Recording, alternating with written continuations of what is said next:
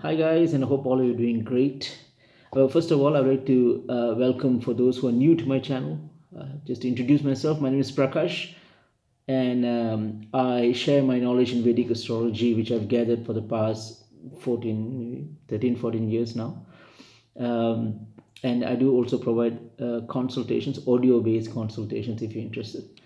So now let's just jump right into the topic now. Now, before going in detail on what is it about, it is important to understand and to address a very important fallacy which has been going around.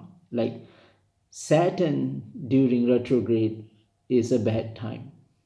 Okay, this is something that I need to address. Okay, maybe it is right. However, we must have a clear understanding, a clear perception on what exactly which will occur during this phenomenon. All right, so to do that, I need to dissect the terminologies first. You must know, and people who know me knows that I like to talk a lot of things. I like to talk and elaborate about the very essence of things, right? Especially the grahas and all that. Because without that, then we have a very shallow, very superficial understanding. All right. So without further ado, now let's get into it now.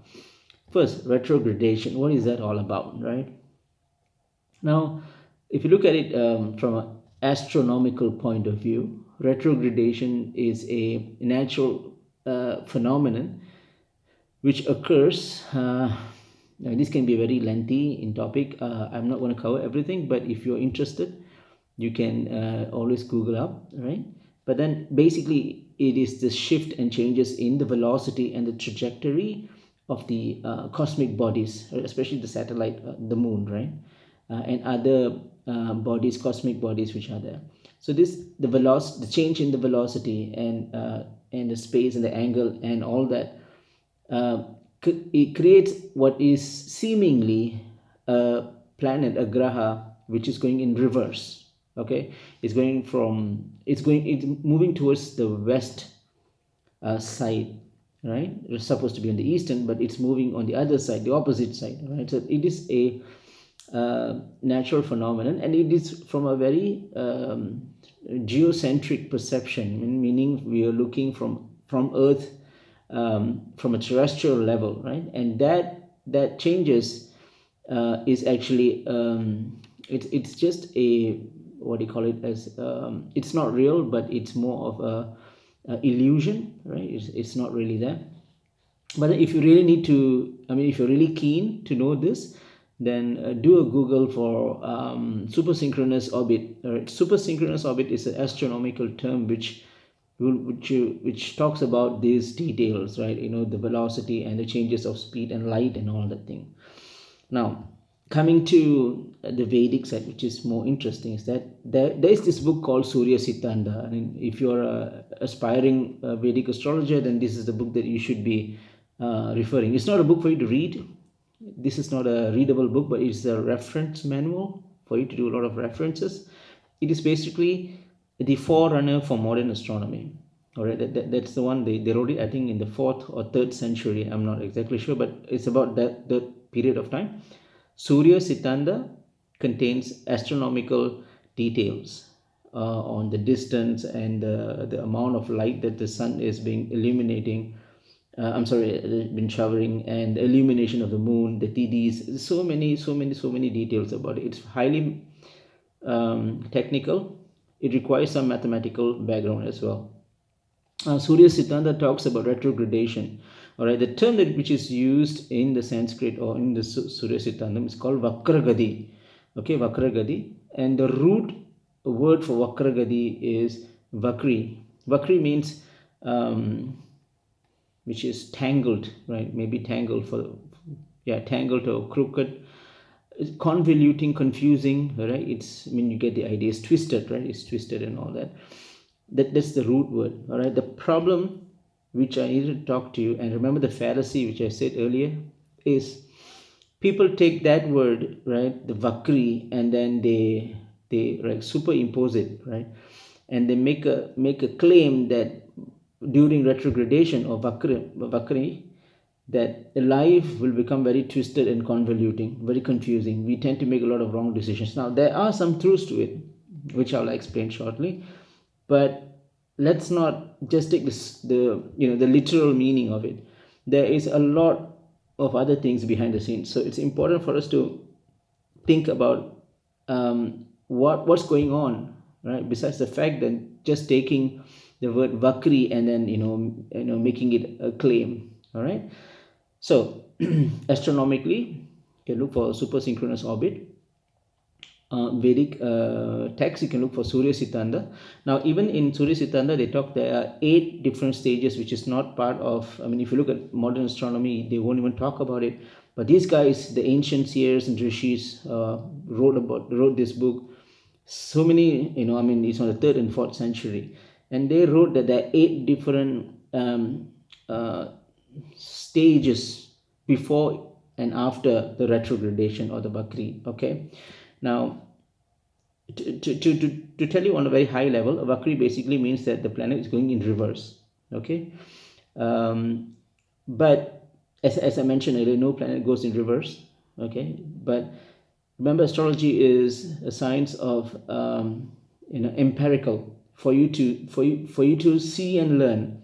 That's how it all started. It's through observation we have learned and we have understood there are some patterns from it. Okay, which is why astrologically we should be very cautious when using these terms, not to be confused with astronomy, although it has a very strong relationship. But there are many good reasons why we should not be comparing with astronomy, because astrology is to understand life on terrestrial, on earth. Astronomy is extraterrestrial. All right. So as I was saying, Vakri, there are 8 states. It's not only just it goes in reverse automatically, immediately. I mean, but it goes through like a slowing down process. It creates certain inertia before it actually stops, then becomes stationary, and then it picks up momentum and it goes progressive again. So those stages, those processes are eight of it actually, and then Jyotish takes that Surya Sitanda's readings, right, and talks in elaborate during that particular process in one of the 8, right, in every 8 stage. How does it affect us? All right, what are the things that we'll go through? What are the things that we should expect during these particular phases? So all these are very, very detailed description. So if you're interested in those things, you can also look at Surya Sitanda. But mind you, this is not a book which is easily to be read. It requires certain prerequisites, especially mathematics, and some Sanskrit knowledge is very, very important. But feel free, do a lookup for Surya Sitanda. Just go through that. All right. That's about retrogradation. All right, it's basically the planet seemingly looks going in reverse. All right, and the effect of it is that we would tend to go, I mean, now this is more esoterically speaking, is that we will go inwards. All right, if all the while the grahas is showing you consciously, right, this is what's going to happen, this is what's happening right now. But now the graha would go inwards. It make you think, it will make you ponder what are the things that's going on. All right, say for example, say if there's a okay, say there's a fire. Okay, a fire broke out, and the first thing that comes to your mind is safety. Okay, and maybe taking some of your belongings and getting out of it. That's the first thing. So that is a very conscious thinking, right? Now subconscious thinking will be like, okay, before actually doing it, certain thing comes to your mind first. Okay, why is this happening? What I'm going to do after the fire.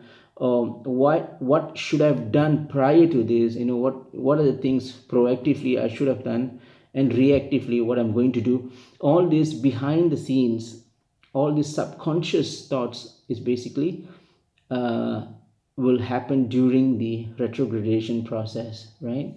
It is important to understand that it's a very inward thing. Okay, any graha going in retrogradation, all right, will make you think inwardly with respective to its personality, its karakas.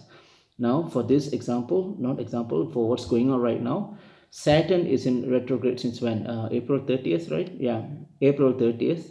It will end on September 18th. 142 days of retrogradation, okay? During these 142 days, the personality or the influence of Saturn will be inwards rather than apparent or obvious. Okay, now let's talk about Saturn. Now, what is the function of Saturn? And then later we will see if there's any synergy between these two, retrogradation and Saturn. Now, Saturn's primary job, all right, I'm just cutting out all the theory part. I'm just telling you straight to the point. The primary function of Saturn is to show you truth. Okay, now whatever that we're seeing right now goes through the veil of Maya, right?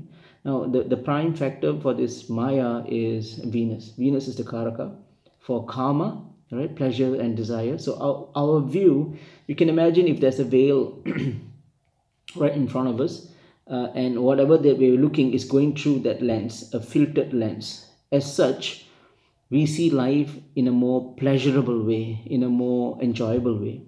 Okay, but then comes Saturn, it takes off the veil and show, look, this is, wake up. It's not all about pleasures. It's not all about seeking money, that fancy car, the big house, that education, the relationship. No, hold on for a second. Life has some more meaningful, purposeful way of life, right? And what are those? So Saturn will start to show you the reality, the truth, the very essence of life. Now, there's no fun in it, isn't it? Right? And because of that, we will see Saturn as a bad guy, right? Because he shows you the truth. And Saturn has been having this bad reputation ever since, because people will see, oh, Saturn, okay, so I'm going to see all the pain in life. But people forget that only through pain one will rise above all the conflicts, rise above their self. All right, so it's very important. Saturn is the important karaka, although it has a bad reputation.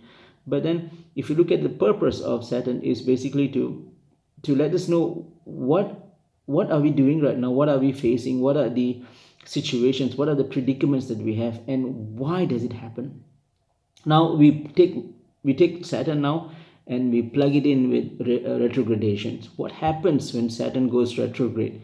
Now, whatever truths that it's showing you, whatever whatever pain, whatever predicament, whatever circumstances that you are in right now, it shows you not only, okay, this is what you're going through, but it also gives you the capacity to think about it. It makes you ponder, why am I going through the situation right now? Say if you're going through a very bad relationship time right now. So during this period, all right, it is very good, because it will show you, like, yes, you're going through a relationship issue. Yes, you are suffering right now. However, there is a reason behind it, and Saturn will actually show you, will make you think, this is the reason, these are the reasons, right? So this is highly beneficial if you look at it. So my take, when Saturn is in retrograde, right, it gives us a good synergy. It's a perfect time for us to learn our mistakes. Not only learn, but to see what's wrong and to correct it. Most of the time we are oblivious, right, to the problems that we have in front of us. We just move, and later to realize that we are stuck in a situation.